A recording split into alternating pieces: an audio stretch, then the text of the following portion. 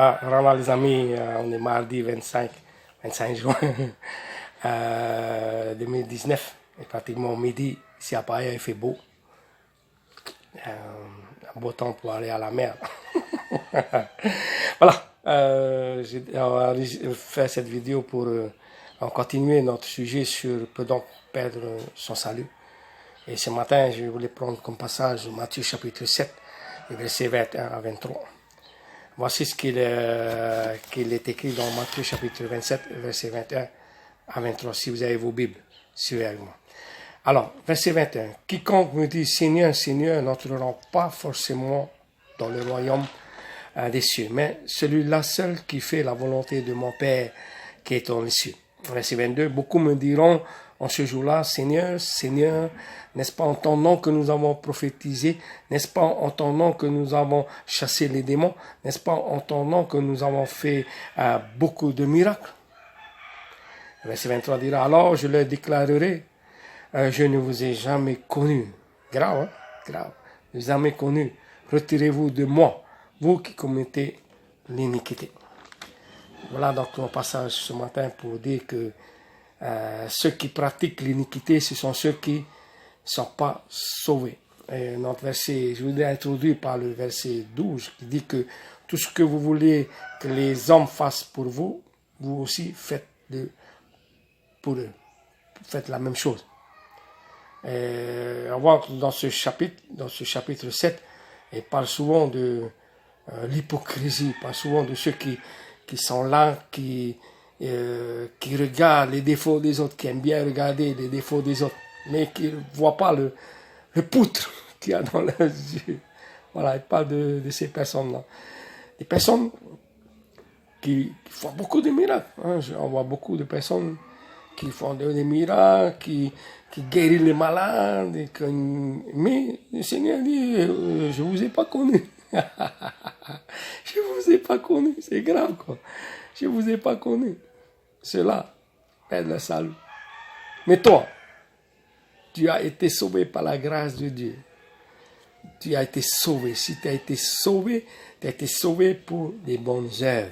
Tu n'as pas été sauvé à cause de tes œuvres. Quand un président de la République, quand un roi décide de gracier quelqu'un, cette personne-là n'a pas mérité. C'est complètement immérité. Il a été gracié. Il n'a rien fait pour être gracié. Et c'est pour comme toi. Quand tu as été sauvé, tu étais encore dans le monde. Il était encore dans le monde pécheur. Faisait des choses qui ne sont pas bien. Combien d'entre nous qui, avant d'être au Seigneur, faisaient des choses qui ne sont pas bien? Moi, je faisais des choses qui ne sont pas bien. Le Seigneur m'a sauvé aujourd'hui.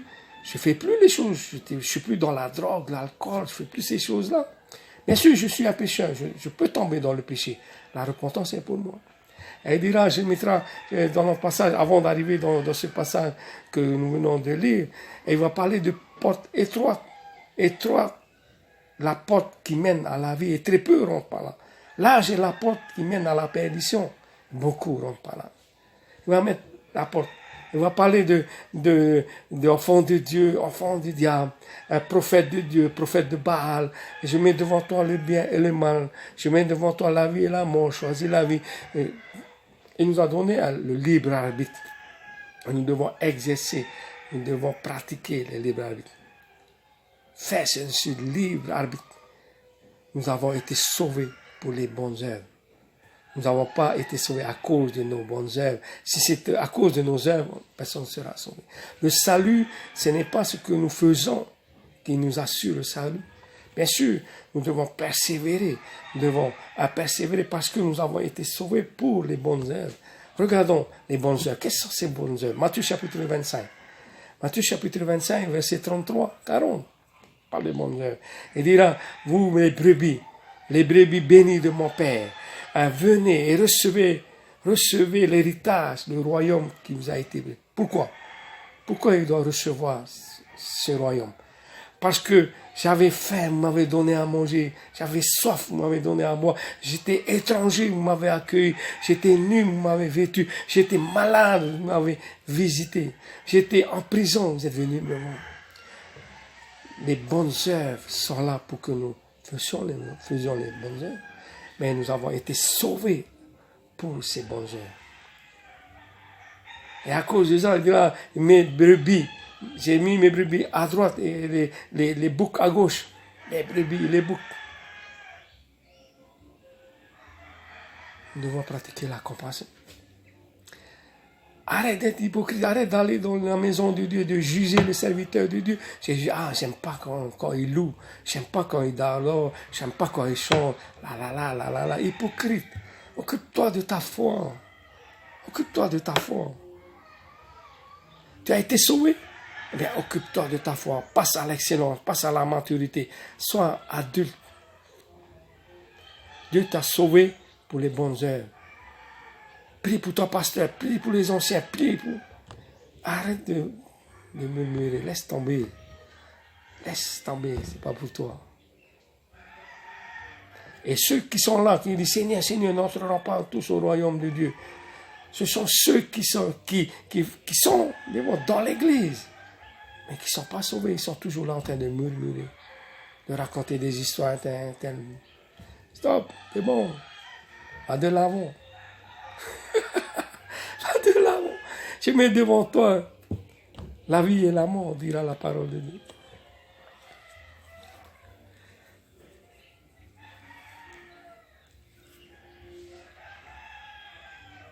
Garde-toi des faux prophètes.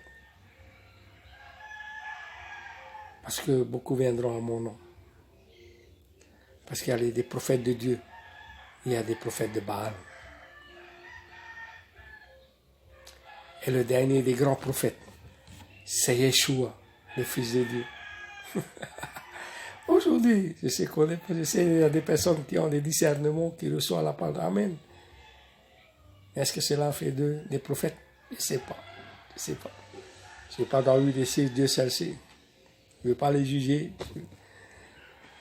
Loin de moi, parce que Dieu est le grand juge. Il jugera en son temps.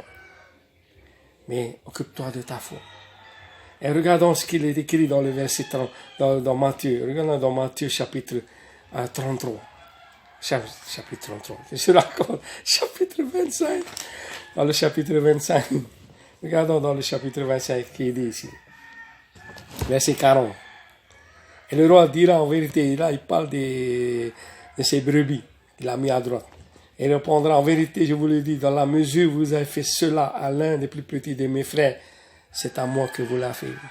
Il a dit, Seigneur Jésus, mais quelque chose de très important.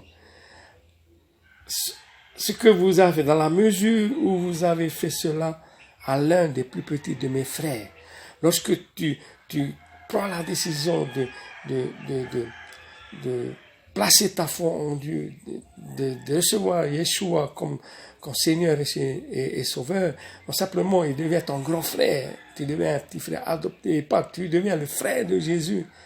Et le petit frère ici parle de la maison de Dieu, ceux qui ont pris la décision de mettre leur foi en Dieu. Dans la famille de Dieu, les enfants de Dieu, il y a les enfants de Dieu, les enfants du diable, ceux qui ont refusé la grâce sont les enfants du diable. Alors, je ne vais rien entendre parler de ça. Ce n'est pas toi, ce n'est pas moi.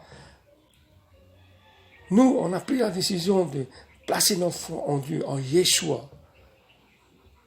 Et on devient le frère. Et la parole de Dieu, il dit ici que dès qu'on pratique la compassion à l'un des plus frères dans la maison de Dieu, prends soin de ceux qui ont faim et soif dans la maison. Il y a des personnes qui sont souffrant dans la maison de Dieu. On doit prendre soin. Bien sûr, on devait aller vers les amis de la rue, bien sûr. Mais ceux de la maison de Dieu, qu'en est-il? Et il dit ici, dans la mesure où vous avez fait cela à l'un des plus petits de mes frères, c'est à moi. Lorsque nous pratiquons les œuvres de compassion envers les fils et les filles de Dieu qui sont souffrants dans la maison, ceux qui sont malades, nous devons les visiter dans la maison de Dieu. Ceux qui sont étrangers, les étrangers qui ont placé leur foi en Dieu, ce sont nos frères. Voilà les bonnes œuvres que Dieu, la compassion de Dieu. Et lorsqu'on pratiquons la compassion de Dieu, il dira, viens, prends possession du royaume de Dieu que j'ai préparé pour vous. Il dira au bouc, il dira au verset verset 41 de Matthieu chapitre 25. Et pas ici des boucs, pas de toi ni de moi, des boucs. Nous, on est des brebis, ceux qui ont placé leur foi en Christ, en Yeshua, en Dieu. Ce sont les brebis de Dieu. Et les brebis, ils peuvent s'égarer. Repends-toi, reviens à Dieu. Il te pardonne, il oublie, il efface tes péchés. Et il dit au verset 41, on se dira à ceux qui sont à gauche, les boucs, retirez-vous de moi, maudits, allez dans le feu éternel, préparé pour le diable, le père, votre père, le diable, le père des boucs, le diable, et pour ses anges rebelles, les démons. Bien-aimé, c'est pas pour toi cette parole, c'est pour ceux qui sont hypocrites. Matthieu chapitre 7. On revient à notre lecture dans Matthieu chapitre 7. Nous allons voir qui sont ces personnes dont il parle. Ce sont tous ceux qui sont là et murmurent, sont hypocrites, les scribes à l'époque. Et aujourd'hui, ça peut être toi. Tu viens à l'église, tu vas dans une communauté, tu viens tout le temps de juger serviteurs de Dieu, de juger les anciens. Ah, non, dire, comporter des choses mauvaises de la vie des gens. Hey, stop, réponds-toi. Reviens à Dieu, arrête d'être hypocrite. Il dit au verset 5, il dit au verset 4 déjà, il dit comment dis-tu à ton frère, laisse-moi ôter la paille dans ton œil, alors que dans ton œil il y a une poutre. Pourquoi tu regardes les défauts des autres? Stop, arrête. Regarde à toi, regarde ta foi. Hypocrite, il dira hypocrite. Premièrement, la poutre qui est dans ton œil, alors tu verras comment ôter la paille. Alors, on ne dit pas de ne pas ôter la paille, mais ôte d'abord le poutre qu'il y a dans ton œil.